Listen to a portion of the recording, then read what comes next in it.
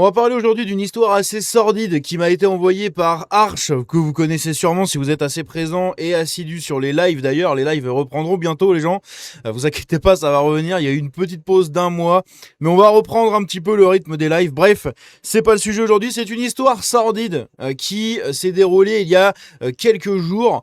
Une étudiante de 21 ans qui sort prendre l'air dans la rue en pleine canicule, histoire de se rafraîchir le soir, et qui finit pointée par un mec. Heureusement, elle a réussi à retenir un peu la plaque et du coup ça a pu arranger un peu l'histoire, quoique c'est toujours aussi ignoble et vous allez voir, le profil du mec va vous étonner. Eh oui, hein, comme d'habitude, c'est toujours la même merde.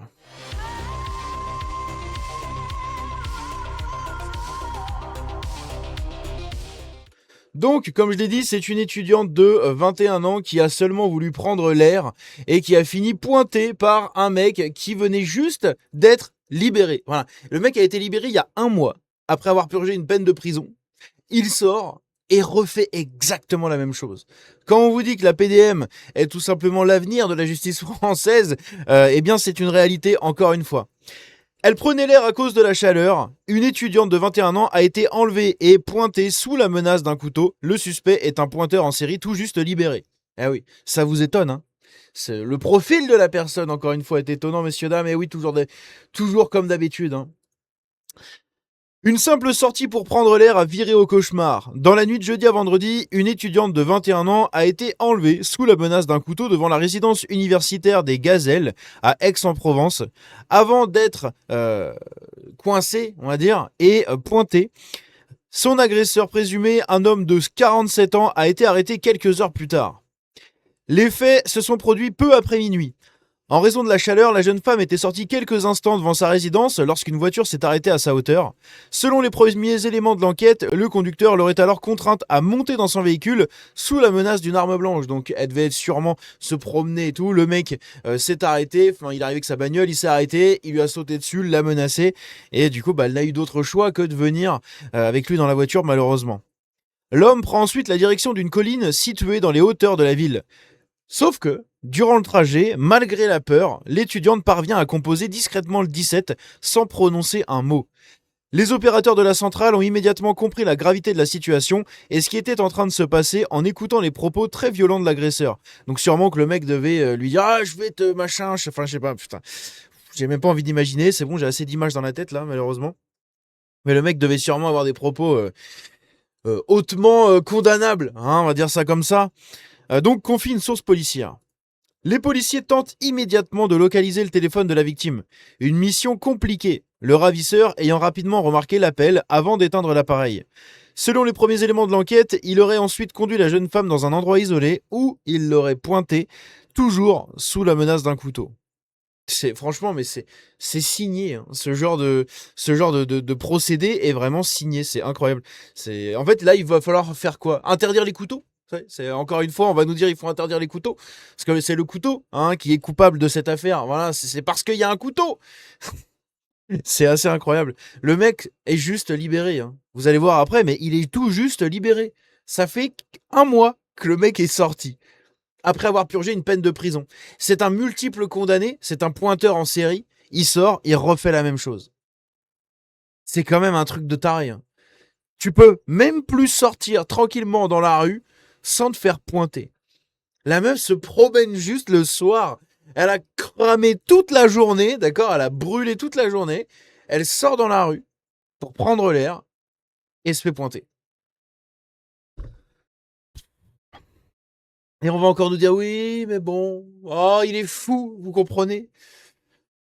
Malgré notre mobilisation, nous ne sommes pas parvenus à localiser la voiture dans les temps, mais nous avions réussi, grâce à l'appel de la jeune femme, à l'identifier et à contacter ses parents pour savoir où elle habitait. Donc je sais pas comment ils ont fait. Franchement, je sais pas comment ils ont fait par rapport à l'appel. Peut-être le numéro de téléphone, je pense, hein. Je pense que c'est avec le numéro de téléphone. Du coup, ils sont remontés jusqu'à ses parents, etc.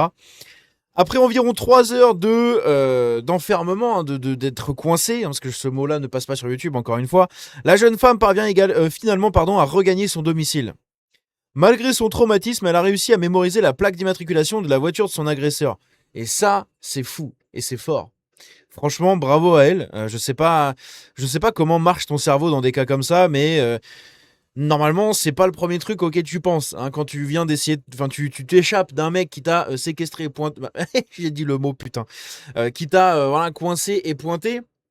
Je pense que le premier truc auquel tu penses, c'est pas forcément la plaque d'immatriculation. C'est surtout où je suis, où je dois aller, comment je vais faire pour me barrer, hein, sans qu'il me retrouve ou n'importe.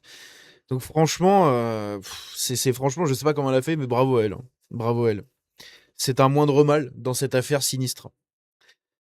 Grâce à cette information, le suspect a été interpellé moins d'une heure plus tard dans le quartier des Milles, a confirmé le parquet d'Aix-en-Provence. Donc s'il y a des gens qui connaissent Aix-en-Provence, est-ce que ce quartier-là, c'est un quartier un peu craignos ou pas? Ou, parce que bon, on peut aller regarder hein, sur Maps, hein, le quartier des Milles, ça s'appelle. On va regarder ça vite fait. Le quartier des Milles. Est-ce que ça va trouver? Les Milles. Est-ce qu'on est à Aix-en-Provence? On est à Aix-en-Provence. Le quartier des Milles, c'est ici. C'est un coin. Je sais pas, on va mettre un petit Google Maps là. Ah, d'accord, ok. Ouais, bon, je crois que j'ai compris. Hein, ok, ça a l'air très spécial. Je sais pas. Ça fait très bizarre en fait avec les tags et tout là qu'il y avait là-bas. Ça fait très bizarre, hein. On se croirait un peu, ouais, voilà. Oui, ce genre de truc, un peu les boutiques un peu déglinguées dans tout. Oh non, putain, la blague du coiffeur sympathif. Au secours. Mais je sais pas. Est-ce que c'est un truc un peu bizarre, un peu remplacé? Est-ce que je sais pas. Ça a pas l'air d'être un quartier bourgeois en tout cas, hein, ça c'est une certitude. Ça a pas l'air d'être vraiment le quartier le plus bourgeois de la ville, hein. Âgé de 47 ans et domicilié à Gardanne, le suspect présente un lourd passé judiciaire. Et oui, vous allez voir. Selon plusieurs informations, il avait été condamné en 2013 à 18 ans de réclusion criminelle, dont 12 ans de période de sûreté pour des pointages en série. En 2013, il s'est fait condamner à 18 ans, donc 12 ans de sûreté. Ok, 12 ans de sûreté pour des pointages en série. Donc c'est déjà un mec, tu sais qu'il va falloir lui couper quelque chose si tu veux plus que ça n'arrive, hein. Et peut-être pas que les couilles, hein. Peut-être ce que tu as en haut. Incarcéré depuis 2010, il avait été remis en liberté le 6 juin dernier après avoir exécuté sa peine. Donc en 2010, il a fait 16 ans de prison. Voilà. 16 ans de prison, il a été libéré le 6 juin dernier, hein. Donc à l'heure où j'enregistre cette vidéo, ça fait un mois et une semaine. Et il a recommencé. Placé en garde à vue, la personne interpellée fait désormais l'objet d'une enquête ouverte pour coincé et pointage. C'est quand même assez incroyable, hein. C'est vraiment... En fait, il va falloir vraiment rétablir cette peine capitale, hein. Je suis désolé, mais pour des gens comme ça, c'est impossible de les réinsérer dans la société. Quand bien même le mec fait sa peine de prison, j'en sais rien, en fait, c'est impossible. Tu peux pas le réinsérer dans la société, ce gars-là, c'est littéralement impossible. Un profil comme ça, tu peux pas. Donc, c'est soit tu lui mets la peine capitale, soit t'en fais l'esclave du système, hein, tu l'envoies au bagne à taper des cailloux ou forer du pétrole en Guyane. Voilà, c'est tout ce qu'il y a à faire d'un mec comme ça. Ces gens-là, tu ne peux pas faire société avec eux. Le mec est condamné, il fait 16 ans de prison, il sort un mois après, il refait la même chose. Et là, il va retourner en prison. Puis quand il va ressortir, il va refaire la même chose. Et pendant ce temps-là, tout le monde a payé pour ça. Elle, la victime, avec ses impôts, et les autres victimes, là, avec leurs impôts, ont payé l'incarcération de ce mec pendant des dizaines d'années. À la fin de sa vie, là, quand le mec va canner au bout de 60 ans et 30 ans de prison. Les victimes auront payé son incarcération, auront payé ses frais de justice, auront payé toute la logistique autour de ce mec, hein. Alors que tu lui coupes la chose qui te sert de sommet du corps, eh ben c'est plié, hein. Paf, il n'y a plus rien en fait derrière. C'est plié, paf, fini, voilà, hop. Plus de frais engagés, plus de gaspillage d'argent, plus rien. Et là, on parle pas d'un profil où on se dirait oui, mais bon, c'est jamais. Non, il y a pas de on sait jamais. Le mec sort de prison, il refait la même chose enfin un mois après être sorti. C'est hallucinant, sérieusement, c'est hallucinant. Bref, encore une fois, le beau niveau de la justice, hein, c'est magnifique, quel beau pays qu'est la France, n'est-ce pas? Le Frankistan de Macron. Bref, n'hésitez pas à me dire ce que vous en pensez dans les commentaires, évidemment.